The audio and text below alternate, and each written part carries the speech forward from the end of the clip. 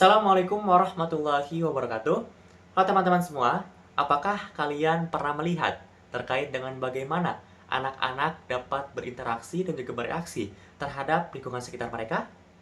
Dan mengapa sih ada anak yang lebih mudah beradaptasi dan juga ada anak yang lebih sulit untuk berinteraksi? Nah, sebelumnya, perkenalkan, nama saya Randi Ferdiansyah, saya merupakan seorang mahasiswa aktif dari jurusan Pendidikan Matematika di Universitas Siliwangi. Dan pada video kali ini, di sini saya akan membahas terkait dengan perkembangan emosi dan juga perkembangan sosial bagi peserta didik. Nah, di sini juga saya akan membahas terkait dengan bagaimana hal tersebut dapat berpengaruh dalam proses pembelajaran. Nah, topik ini tentunya sangat penting untuk kita bahas karena perkembangan emosi dan juga perkembangan sosial berperan besar dalam membentuk kepribadian serta cara belajar siswa di sekolah. Untuk lebih lengkapnya, yuk tonton videonya sampai akhir. Baik, selanjutnya mari kita bahas terkait dengan karakteristik perkembangan emosi dan juga sosial peserta didik. Tentunya, karakteristik perkembangan emosi dan juga peserta didik ini sangat dipengaruhi oleh aspek fisik dan juga aspek mental mereka. Aspek fisik, yang pertama itu adanya perubahan hormon, terutama pada masa pubertas. Ini dapat mempengaruhi emosi dari setiap individu ataupun setiap peserta didik gitu ya. Contohnya seperti mudah marah, cemas, ataupun senang. Kemudian, perkembangan fisik yang lebih cepat ataupun lebih lambat dari teman sebayanya ini dapat mempengaruhi rasa percaya diri mereka dalam berinteraksi di lingkungan sekitar mereka ataupun di lingkungan sekolah gitu ya. Kemudian ada aspek mental gitu ya. Yang pertama itu adalah kemampuan berpikir yang semakin berkembang dapat ataupun membuat peserta didik mulai memahami emosi diri sendiri dan juga emosi orang lain. Kemudian pemahaman moral dan etika mulai terbentuk sehingga dapat mempengaruhi cara mereka dalam berinteraksi dan juga menyelesaikan konflik-konflik sosial.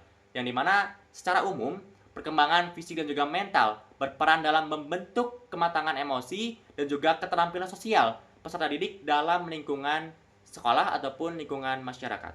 Baik, selanjutnya mari kita bahas terkait dengan implikasi dari proses perkembangan emosi dan juga perkembangan sosial bagi peserta didik dalam proses pembelajaran. Yang pertama adalah guru dan orang tua tidak boleh menciptakan jarak sosial antara mereka dengan anak ataupun peserta didik. Kemudian yang kedua, guru dan orang tua harus terampil dalam memahami berbagai karakter, emosi, dan juga sosial dari seorang anak ataupun peserta didik. Kemudian yang ketiga, guru dan orang tua itu juga harus memiliki kemampuan untuk memprediksi bagaimana perubahan yang akan terjadi pada peserta didik atau anak mereka masing-masing.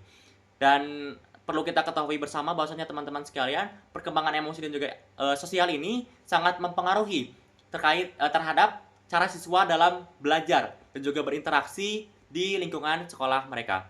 Dan anak yang mampu mengelola emosinya dengan baik cenderung lebih fokus dan juga percaya diri dalam proses pembelajaran. Sementara itu, keterampilan sosial yang baik membantu ataupun dapat membantu siswa dalam bekerja sama seperti diskusi dan juga tugas-tugas kelompok. Dan sebaliknya teman-teman, jika perkembangan ini terganggu, misalnya anak mengalami kesulitan mengontrol emosinya atau merasa kesulitan beradaptasi dengan teman-teman sebayanya, hal ini dapat ataupun bisa berdampak pada prestasi akademik mereka.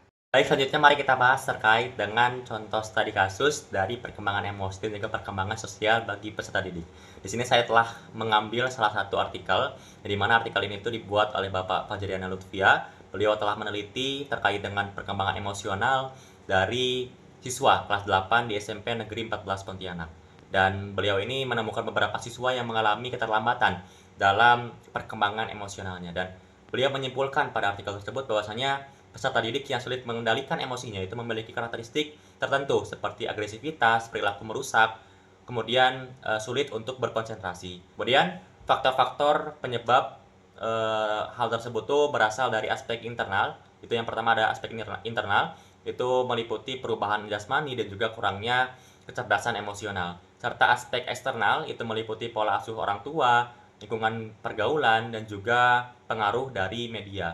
Mungkin sekian yang dapat saya sampaikan terkait dengan materi perkembangan emosi dan juga perkembangan sosial bagi peserta didik. Mohon maaf apabila ada kesalahan dari penyampaian yang telah saya sampaikan. Terima kasih yang telah menonton. Wassalamualaikum warahmatullahi wabarakatuh.